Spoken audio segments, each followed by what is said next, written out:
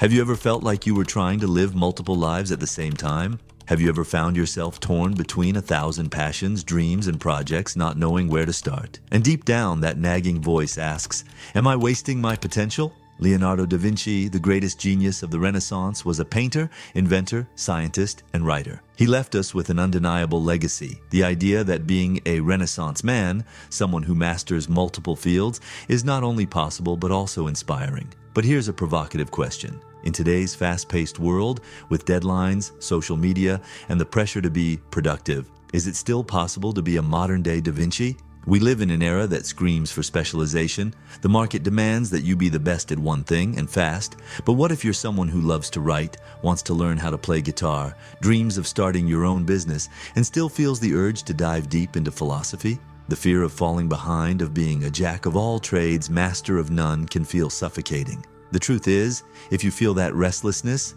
it's not a problem. It's a gift, a curious mind that refuses to fit into just one box. The challenge isn't having too many interests, it's learning how to manage them without drowning in your own ambitions. In this video, we're going to dive deep into a modern dilemma. How do you balance the thirst for learning everything with the need to stay focused? I'll show you practical strategies, lessons learned from real failures, and maybe, just maybe, help you turn the chaos of multiple interests into a harmonious symphony. If you've ever felt overwhelmed by the desire to do everything at once, take a deep breath. You're not alone on this journey.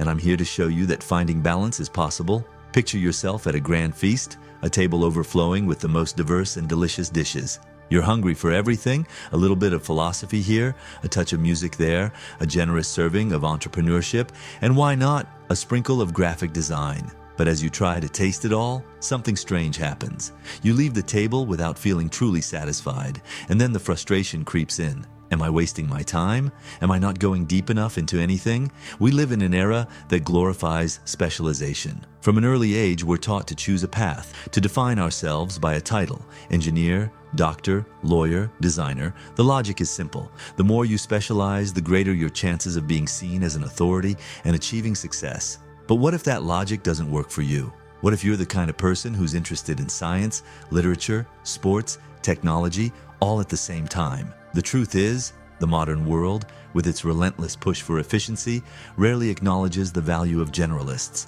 those curious, multifaceted minds. The problem isn't wanting to do everything, it's the pressure of feeling like you have to choose just one path to be relevant. This creates an internal dilemma. Either you limit yourself and fit into a box, or you risk being seen as someone unfocused, a jack of all trades, master of none. But does that overused phrase really make sense? The concept of Homo universalis, or Renaissance man, proves otherwise. Leonardo da Vinci, Benjamin Franklin, and even contemporary figures like Elon Musk are examples of people who thrived in multiple fields. They show that being multidisciplinary can be a source of genius, as long as it's well managed. The real challenge, then, isn't whether you can do it all, but how to do it without losing yourself in the process. The feeling of being pulled in 1,000 directions can be paralyzing, and if it's not handled well, this thirst for knowledge can turn into a burden that drains and overwhelms you. There's also the shiny object syndrome, a phenomenon where new ideas and projects seem irresistible but end up distracting you from your real goals. It's that moment when, right in the middle of a creative writing course, you decide to learn photography, and suddenly, neither project moves forward. But here's a truth nobody really talks about. There's nothing wrong with having multiple interests. The problem isn't the variety of passions, but the lack of strategy. The key is finding a balance between exploring new territories and deepening your skills in the areas that matter most to you. That feeling of being stretched too thin is a sign of something bigger, a creative, restless mind full of potential. You don't need to stifle this plurality. You need to learn how to orchestrate it. And before you think the solution is to give up on your diverse interests, let me tell you right now, you don't have to choose just one path. The secret lies in creating a system that allows you to explore without losing focus. And yes, it's possible. The generalist dilemma isn't about letting go of your dreams. It's about prioritizing without abandoning diversity. And deep down, maybe the real question isn't, how can I do everything? But rather, how can I do everything at the right time? How many times have you heard this phrase? Jack of all trades, master of none? It sounds like a warning disguised as common wisdom, a reminder that if you try to do too many things at once, you'll end up being good at none of them. But does this idea actually reflect reality, or is it just a myth that limits our true potential? This phrase carries a negative connotation, as if curiosity and the desire to learn across different fields were obstacles to real success. It's as if the world is saying, pick one path, dive deep into it, and forget the rest. But what if I told you that, in practice, this is only half the truth? In fact, the full version of the phrase, one that many people forget, is jack of all trades, master of none, but oftentimes better than master of one. That changes everything, doesn't it? The point here isn't to discourage the pursuit of multiple interests, but to recognize the true value of versatility. If we look at history, some of humanity's greatest minds were indeed jacks of all trades. Leonardo da Vinci wasn't just a painter, he was also a scientist, engineer, anatomist, and inventor. Benjamin Franklin was a writer, inventor, diplomat, and scientist. These examples show that being multifaceted can actually be a huge advantage. And even in modern times, this idea still holds true. Think about figures like Elon Musk, who moves seamlessly between space technology, electric cars, and artificial intelligence. Or Steve Jobs, who combined technology, design, and Eastern philosophy to create one of the most innovative companies of the 21st century. The truth is simple. The intersection of different areas of knowledge can spark the most revolutionary ideas. Now you might be thinking, okay, but I'm not a Renaissance genius or a visionary billionaire, and that's perfectly fine. You don't need to be. The real lesson here is that your multiple interests aren't a weakness. They're a strength waiting to be refined. The advantage of being a generalist lies in your ability to connect dots that specialists often overlook. When you explore different fields, you build a repertoire of experiences and knowledge that can be applied in unique and innovative ways. Innovation rarely comes from diving deep into a single field. It's born from the fusion of seemingly unrelated ideas. Of course, here's a crucial point. Versatility doesn't mean superficiality. The real secret is knowing when to be a generalist and when to dive deep. You can have a wide range of interests, but you need to develop depth in at least a few of those areas. This is what experts call T-shaped skills, a broad foundation of diverse knowledge with deep expertise in one or two specific fields. Imagine a musician who also understands psychology. They might not be a professional psychologist, but their understanding of human emotions can transform their compositions into something profoundly moving. Or a programmer who loves graphic design. This combination can lead to innovative and visually striking digital products. So, the real flaw in the myth isn't being a jack of all trades, but believing you have to be a master of everything. And here's the liberating truth. You don't need to be the best in every area you explore. You just need to be good enough to connect ideas, create unique solutions, and most importantly, find satisfaction in your own learning journey. The trap lies in thinking that all your interests need to turn into a successful career or public recognition. Not every hobby needs to be monetized. Not every passion has to become a profession. Sometimes the simple joy of exploring new territory is valuable enough on its own. So the next time you hear that old saying about being a jack of all trades, remember, the real failure isn't in being versatile, but in not knowing how to channel that versatility into something meaningful. And the best part? You don't have to abandon your many interests. In fact, you can start turning them into a powerful asset, one that, if managed well, can take you further than any isolated specialization ever could. Imagine your mind as a gigantic library filled with shelves packed with books that represent your interests, passions, and curiosities. Now imagine trying to read all those books at the same time. You start a chapter here, read a few pages there, but never get far enough in any of them to truly absorb the knowledge or feel satisfied. That's what it feels like when we try to embrace all our interests at once. And inevitably, we end up paralyzed by overwhelm. At this point, an essential question arises. Where do I start? This is where the concept of the hierarchy of interest comes in, a practical and incredibly powerful way to organize your mind and gain clarity on what truly matters. And no, this doesn't mean abandoning your dreams or suppressing your passions. It simply means putting each one in the right place, according to the moment you're living in. The first step is simple yet transformative. Write down everything you want to explore. Grab a sheet of paper. Don't just think about it in your head. It needs to be visual. Write down everything.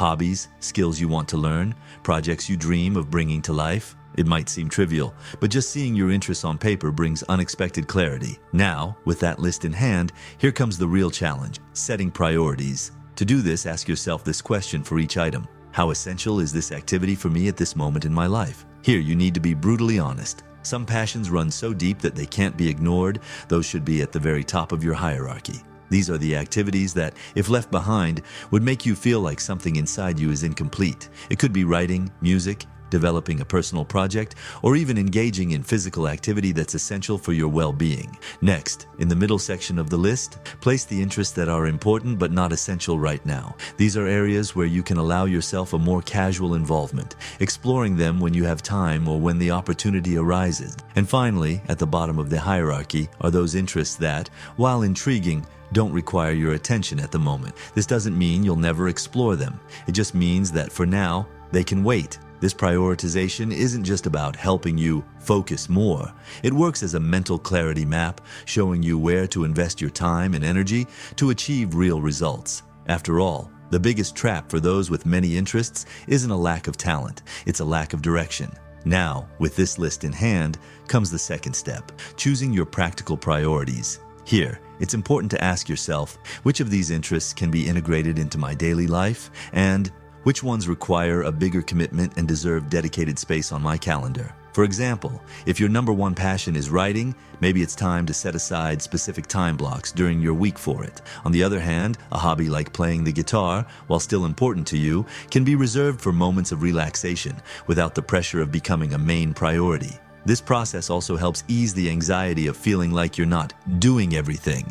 Because here's the truth, you don't need to do everything right now. Knowing that there's a right time and space for each interest brings a sense of relief and organization, lifting the weight of feeling like you're constantly falling behind on your own dreams. And there's more. By creating this hierarchy, you begin to realize that you don't have to give up being a generalist. On the contrary, you become a focused generalist. Someone who knows exactly where to invest energy now without losing sight of future possibilities. Another important point, your hierarchy of interests isn't static. It shifts, evolves, and adapts as life changes. What's a priority today might not be tomorrow, and that's completely okay. With each new cycle, it's worth revisiting this list and adjusting it according to your new desires, goals, and circumstances. Therefore, this exercise isn't just about organization, it's an invitation to self-understanding, a way to look within and ask yourself, what truly matters to me right now? And with that answer in hand, you can take the next step with confidence, knowing that you're genuinely moving toward the balance you've been searching for. When we talk about having multiple interests, there's one word that inevitably comes up: time. Time management, far from being just another cliche from productivity gurus, is the invisible thread that can help you balance your desire to do everything with the need to stay focused. The first step to mastering this art is understanding that time doesn't have to be your enemy. Many people feel that time management is like a prison, as if planning means losing life's spontaneity. But in reality, smart time management can be liberating. When you learn to control your time, you create space to be more creative, explore new interests, and most importantly, make consistent progress in the areas that truly matter to you. The key here isn't to fill every minute of your day with activities, but to give intention to the time you already have available. And that starts with a simple exercise: designing your ideal week. Grab a calendar, physical or digital, and distribute your interests according to the hierarchy you've established beforehand. But before you start filling in time slots, be honest about your priorities. If, for example, producing high-quality videos is your main focus right now, then that should be the first block of time you reserve. That doesn't mean you'll abandon your other interests. On the contrary, this organization allows you to create real space for them. If writing is your second passion, set aside a consistent time during the week. It could be an hour on a quiet Saturday or a moment in the evening when your creative flow tends to kick in. The idea is not to let chance decide when you'll work on your interests. If you wait for free time, those moments will rarely come. Another essential point is understanding that time works like a zero-sum game. Every minute dedicated to one activity is a minute that won't be spent on something else. At first glance, this might seem limiting, but in reality it brings valuable clarity. When you accept that you can't do everything at once, you begin making more conscious choices.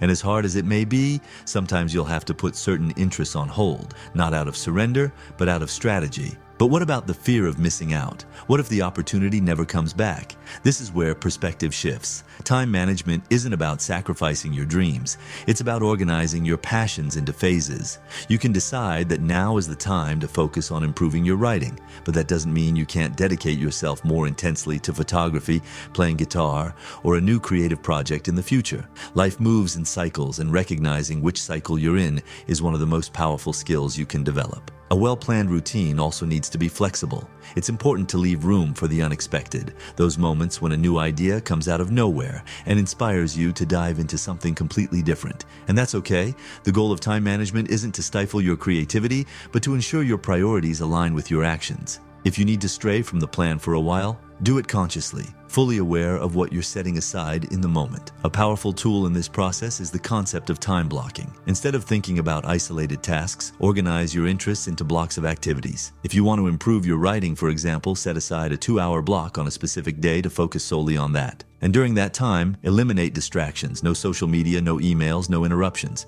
Just you and your goal. This kind of concentrated focus can yield far more impactful results than trying to juggle 1,000 things at once. It's also essential to recognize that not every activity needs to provide immediate returns. Some interests simply bring joy and balance to your life. Maybe you'll never become a professional violinist, but playing for half an hour a few times a week could be exactly the mental break your brain needs to keep producing in more demanding areas. And that practice, however brief, can be incredibly enriching. The true secret of time management for those with multiple interests isn't about doing everything at once. It's about knowing when and how to dedicate yourself to each pursuit. It's a delicate balance between focus and variety. You can be a multifaceted person without getting lost in chaos. In fact, by organizing your routine with intention, you become even freer to explore your creativity. Finally, remember, time management isn't about control. It's about creating space for your passions in a conscious and strategic way. When you learn to balance your interests with focus and discipline, you'll discover a new kind of freedom, the freedom that comes from knowing every minute invested is bringing you closer to the person you want to become. There's a common mistake when it comes to developing multiple interests, believing that every new skill requires a separate space, a dedicated block of time, or even an entirely different phase of life. But what if I told you that you could cultivate new skills without carving out extra time in your schedule? The real magic happens when you learn to integrate your interests into your daily routine without sacrificing what's already essential. The secret lies in recognizing growth opportunities in the simplest moments. Often, the problem isn't a lack of time, it's the way you approach everyday activities. Instead of isolating your passions as if they belong to separate worlds, why not see them as pieces of the same puzzle? Small shifts in perspective can turn ordinary tasks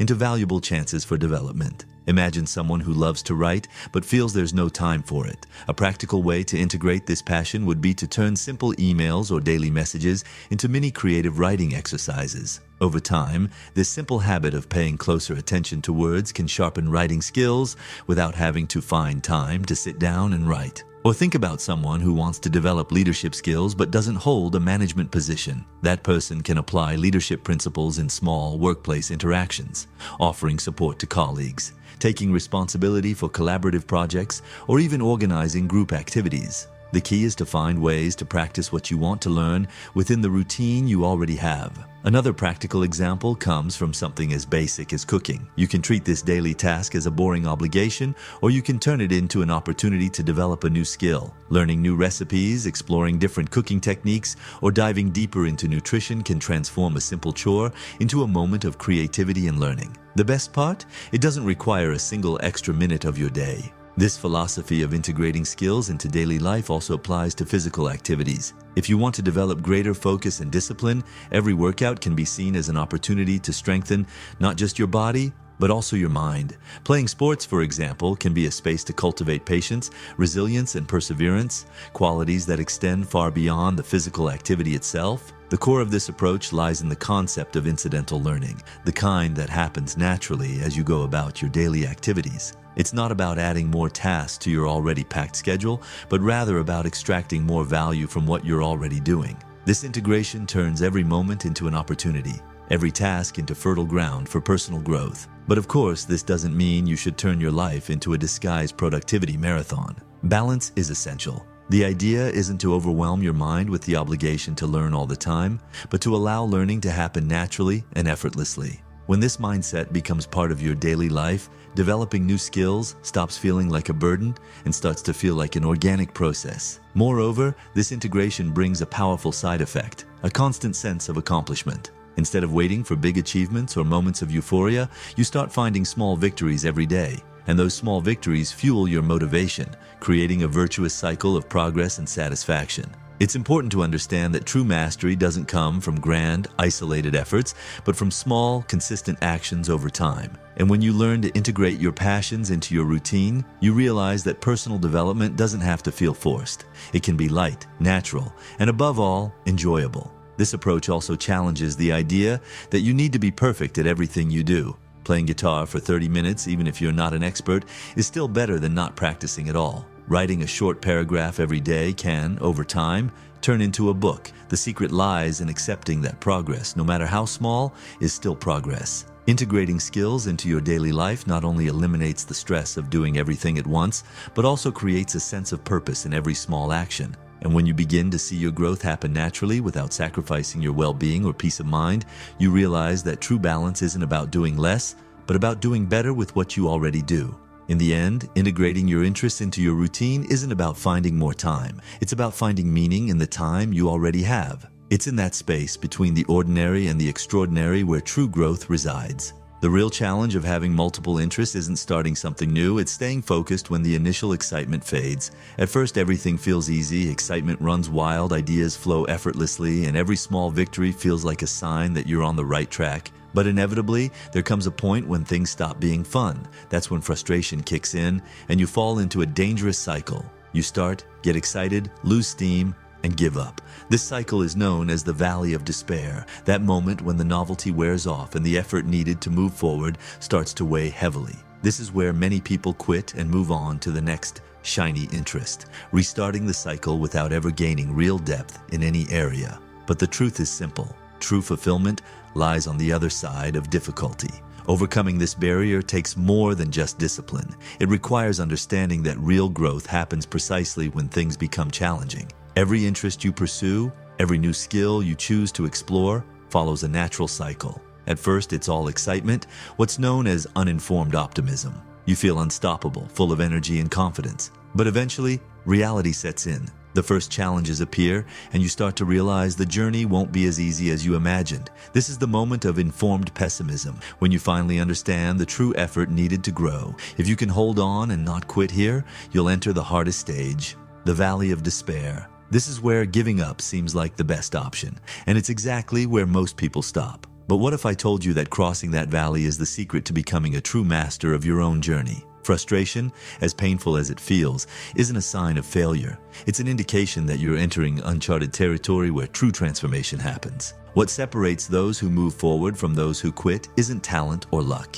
It's resilience. It's the ability to keep going, even when results take time to show, even when the initial passion turns into disciplined effort. And even more importantly, it's understanding that you don't have to master everything at once. When you learn to recognize the natural cycle of learning, frustration stops being an obstacle and becomes a sign of progress. With every step you take, no matter how small, you're overcoming yourself and building a true balance between your many interests. But there's an even more powerful secret, understanding that not every interest needs to be mastered. Some passions are meant to be explored lightly, without the pressure of results.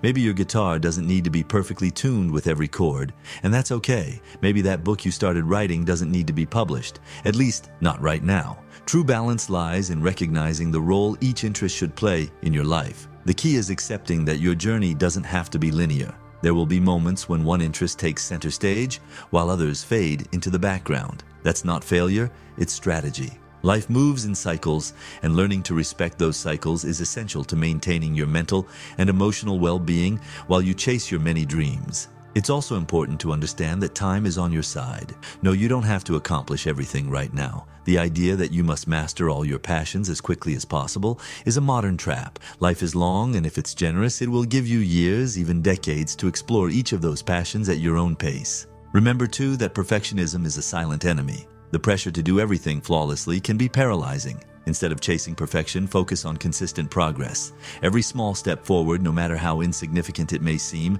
brings you closer to the balance you're seeking. And when exhaustion hits, and that feeling of inadequacy starts creeping in, because, yes, it will, remember this. You don't need to do everything, and you don't need to do it now. Your journey is unique, and finding balance among your passions isn't a race. It's a dance between focus and freedom, discipline and curiosity, depth and breadth. Frustration can be a cruel teacher, but it's also the most honest one. It reveals the limits you haven't yet overcome and the areas where you can still grow. True balance doesn't come from eliminating frustration, but from learning to listen to it without letting it dictate your choices. In the end, the greatest achievement isn't being an expert at everything. It's finding peace in the process of being a lifelong learner. And when you accept that, you'll discover that true balance doesn't come from doing everything at once, but from doing what matters at the right time. If you've made it this far, I need to tell you, that's no small feat. In a world where everything seems to be moving at 1,000 miles an hour, where we're constantly bombarded with new ideas, projects, and distractions, taking the time to reflect on how to manage your own interests is already an act of courage. It's proof that, in the midst of all this chaos, you still value what truly matters, your personal growth. And honestly, I know how tough this journey can be. I've been caught in that chaos too, my head overflowing with ideas, jumping from one project to another, feeling that bitter frustration of never finishing anything. The weight of wanting to do everything and feeling like you're not doing anything right can be a heavy burden to carry. But if there's one thing I've learned, it's that you don't have to do everything right now. True balance comes when you understand that life isn't a race against time. It's a journey with room for every one of your dreams. I genuinely hope that the reflections and experiences I've shared here help you find a little bit of that peace, that you can start seeing your interests not as distractions from focus, but as allies in building a richer, more fulfilling life. Because deep down, the real challenge isn't choosing between being a specialist or a generalist. It's accepting that you can be both, in your own time, in your own way. And before I wrap this up, I want to leave you with a question to reflect on. What truly matters to you right now, and what can wait until the right moment? If any part of this video resonated with you, let me know in the comments. Share your experiences, your challenges, or even that old interest you set aside. It might just be time to bring it back. I'd love to hear your story. After all, it's in these exchanges that we all grow. Now, if you enjoyed this content, don't forget to hit that like button. And if you want to keep walking this path with me, subscribe to the channel. Oh, and watch out for the videos popping up on your screen right now. They might be just the push you needed, or maybe even the next brilliant interest waiting to be explored. Thank you for being here. Truly, I hope you find the balance you deserve and never lose the curiosity that brought you here in the first place. See you in the next video.